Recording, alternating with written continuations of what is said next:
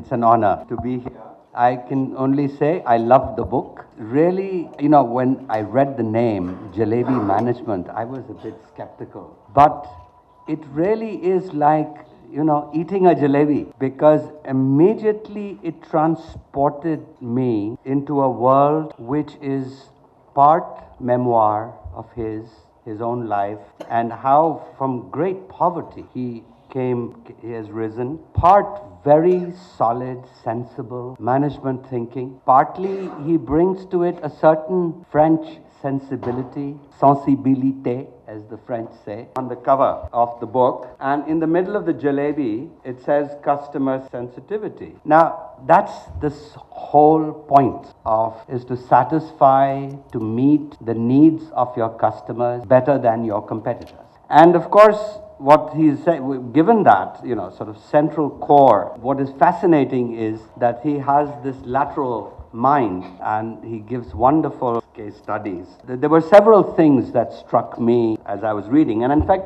let me read a couple of paragraphs or sentences for you. One of them was the notion of how, when he ate the jalebi, it transported him to a certain childhood memory. And this, of course, is those of you who've read Marcel Proust, who wrote a wonderful book called Recherche du temps perdu, which is In Search of Lost Time. The narrator, who is in his 30s in that book, goes somewhere to somebody's house and is served a plate of what the French call madeleine, which is a sort of cookie. And that cookie reminds the narrator also of how he was a child.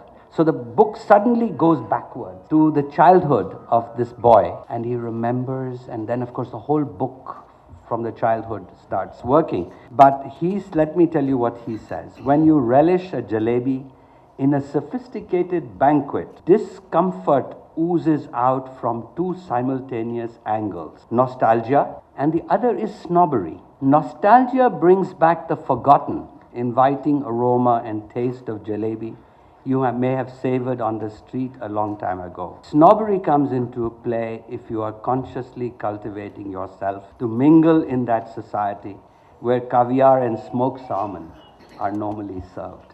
And what he's saying, I think, here is that in a good company, the CEO or the management tries to create an environment which reduces this anxiety amongst the employees. Let me give one more example. He came from East Bengal during the partition to the West. And he's describing that the East Bengal immigrants, how they came into West Bengal, and it was chaos. Then he compares how other societies accept immigrants. So it's essentially France, and maybe the whole of Europe, you could argue, has not learned how to accept immigrants. And this is also true for Japan. The third society that he compares this to is the United States, where the displaced Jews who came for finding a home, how they fitted in and flourished, becoming great scientists. All the comedians of Hollywood were Jews. All the Hollywood studios were owned by Jews. All the great banks were owned by Jews. Now here's a society that knows how to accept immigrants.